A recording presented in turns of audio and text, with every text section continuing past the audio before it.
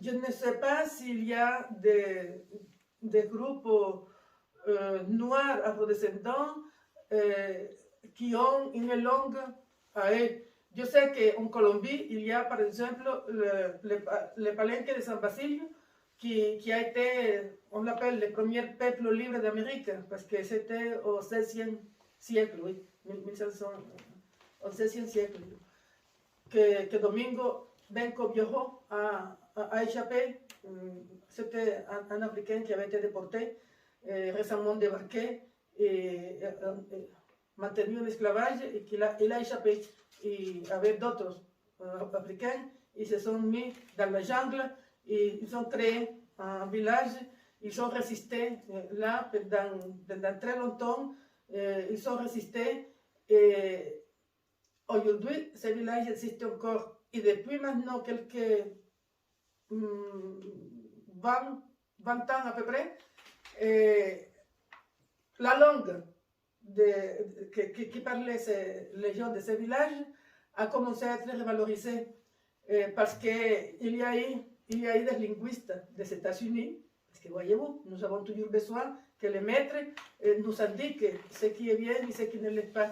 Donc il y a eu des linguistes nord-américains qui sont allés là-bas et qui ont fait des études très importantes concernant la langue qui parlaient les Noirs dans le palenque de San Basilio.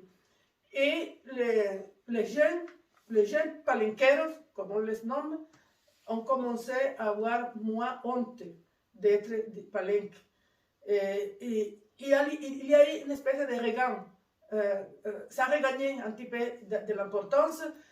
Et il me semble qu'aujourd'hui, il y a beaucoup de jeunes du palenque qui revendiquent l'héritage africain, qui s'habillent un peu à l'africaine, qui font des choses, qui disent que ça c'est de l'héritage africain et qui le revendiquent et qui parlent, je crois, sans complexe, la langue palenquera. No, je ne sais pas si au Brésil, dans la République des Palmares, il y a encore aussi, je crois qu'il y a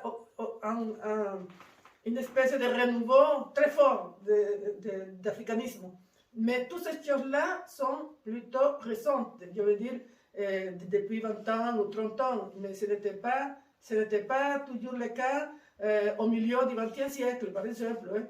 Parce que moi, je peux vous dire, j'ai rencontré pas mal de Brésiliens qui étaient aussi noirs que moi et qui étaient convaincus qu'ils étaient brancos. Donc, c'est vous dire à quel point l'aliénation raciale a fait un travail démolideur hein, de notre identité.